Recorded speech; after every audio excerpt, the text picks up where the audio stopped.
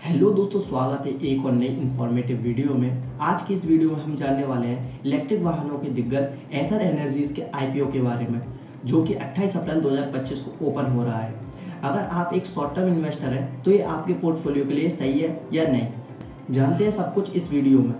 Stock market investments are subject to market risk. Please do your own research before investing. Comments in the videos are only my personal Omicron Bro iota nu iota Omicron nu. Tau Hayes videos are for educational purposes only. The viewers must understand and take full responsibility for profit/loss made by taking actions based on above videos. I'm neither study registered nor do I have a finance background.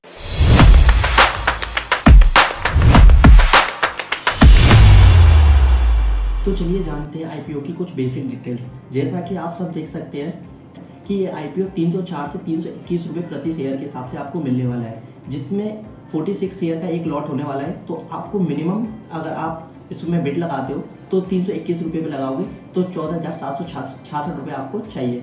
और ये आपको अगर ये allot हो जाता है तो ये 6 मई को आपके पोर्टफोलियो में आपको ट्रेड करने के लिए अप्लाई हो जाएगा। और ये मार्केट में दोनों में ही लिस्ट हो रहा है, बीएससी और एनएससी में, ये दोनों में ही आपको देखने को मिल सकता है।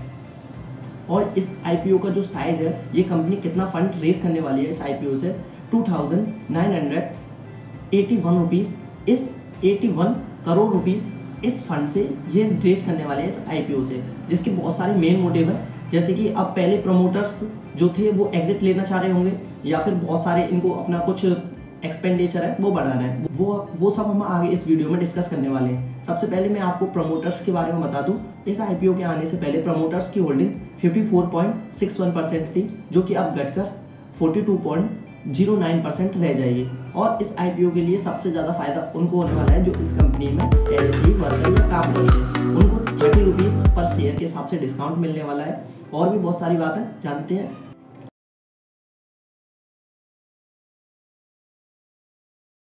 तो चलिए जानते हैं इस कंपनी के बिजनेस के बारे में। आगे ये कंपनी पैसा कहाँ से कमाती है और ये हमें क्या प्रॉफिट देने वाली है अगर हम इसमें अपना पैसा लगाते हैं। तो सबसे पहले ये कंपनी जो है इलेक्ट्रिक स्कूटर, बैटरी और चार्जिंग इंफ्रास्ट्रक्चर बनाती है। जैसे कि आप सभी ने देखा होगा कि इस टाइम पे थोड़ा इलेक्ट्रिक और ईवी की तरफ मूवमेंट थोड़ा ज़्यादा तेज़ी से चल रहा है और सब लोग वहीं भाग रहे हैं, तो ये कंपनी में वही काम करती है। फ्यूचर के हिसाब से काफ़ी सही कंपनी है। और इस कंपनी के जो भी सेंटर्स हैं वो 265 सेंटर्स हैं ऑल ओवर, मतलब इंडिया में तो है, साथ में नेपाल, श्रीलंका दोनों देशों में भी इसके सेंटर्स हैं। और मैन्युफैक्चरिंग की बात करें तो ये कितनी कैपेसिटी से अपने जो व्हीकल है वो बना सकती है। तो हॉसूर में इसकी एक फैक्ट्री है जिसमें 4.2 लाख वाहन पर ईयर बनाए जा सकते हैं। इसकी इतनी कैपेसिटी अभी इस टाइम पे है और ये इस कैपेसिटी को बढ़ाने के लिए ही ये पैसा रेज कर रहे हैं और आईपीओ ला रहे हैं।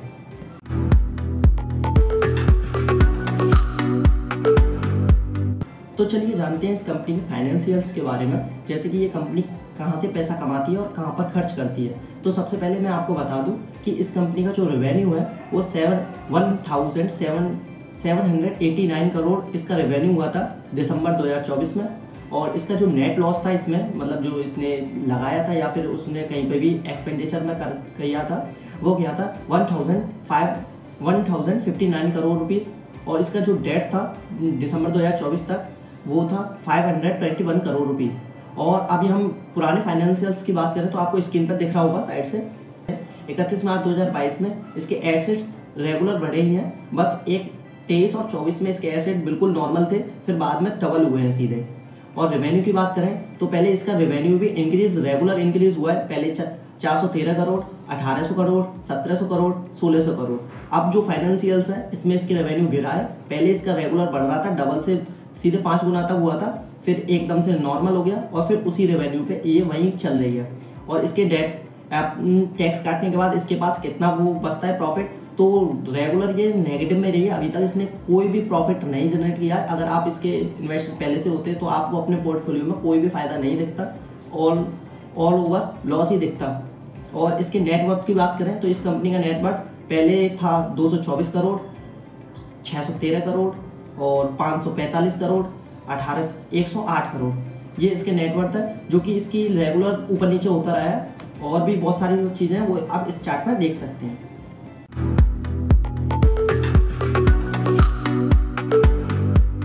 अब हम जानने वाले हैं कि इस कंपनी में ये आईपीओ जो लॉन्च कर रही है, इस आईपीओ के पैसे का ये करने क्या वाले हैं और इसके जो भी पैसा है वो कहाँ कहाँ खर्च होने वाला है। तो सबसे पहले हम देख सकते हैं कि ये अपनी एक कंपनी बनाना चाहते हैं, महाराष्ट्र में एक और नई कंपनी डालना चाहते हैं, जिसमें इन्हें टोटल 1000 करोड़ के आसपास इनको एक्सपेंडिचर में खर्चा आएगा और इनको लोन चुकाने हैं पिछले, वो 40 करोड़ इनका पिछला लोन है और कुछ मार्केटिंग में पैसा खर्च करना है, वो 300 से 700 करोड़ के आसपास इनको पैसा खर्च करना है मार्केटिंग में।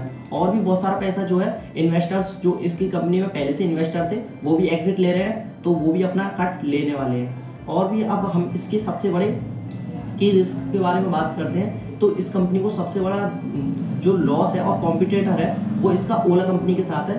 और बहुत सारी चीज़ें हैं जो ओला कंपनी, उबर कंपनी इससे बेहतर कर रही हैं, लेकिन ये भी उस रेस में कोई पीछे नहीं है। अगर आप इसको प्रेफर करना चाहें तो लॉन्ग टर्म के लिए काफ़ी बेस्ट कंपनी हो सकती है।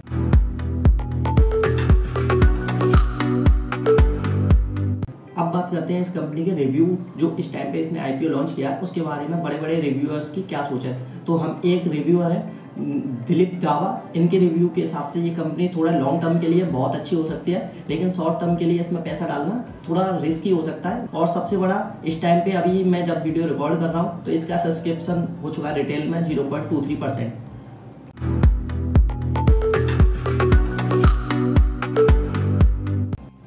तो वीडियो के लास्ट में हम बात करने वाले हैं कि ये कंक्लूजन इस वीडियो से क्या निकलता है और इस हमने जो सब चीज़ देखी इनसे हमको क्या फैसला या डिसीजन लेना चाहिए, ये मेरी पर्सनल चॉइस है। तो सबसे पहले ये आईपीओ जो है लॉन्ग टर्म के लिए बेस्ट हो सकता है और शॉर्ट टर्म के लिए जो भी शॉर्ट टर्म इन्वेस्टर है उसके लिए इतना बेस्ट नहीं है, क्योंकि इसमें लॉन्ग टर्म में प्रॉफिट दिख सकता है और ये कंपनी काफ़ी लॉन्ग टर्म में ही प्रॉफिट दिखाने को होगी, क्योंकि इसका थोड़ा थोड़ा पोर्टफोलियो अपने आप ही बेहतर होता जा रहा है।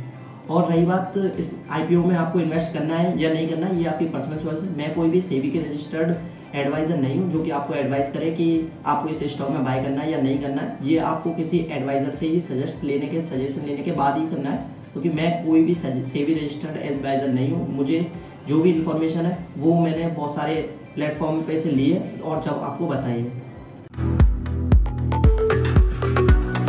अगर वीडियो अच्छी लगी हो तो लाइक करना, चैनल पे पहली बार आए हो तो सब्सक्राइब करके बेल आइकन जरूर दबा देना।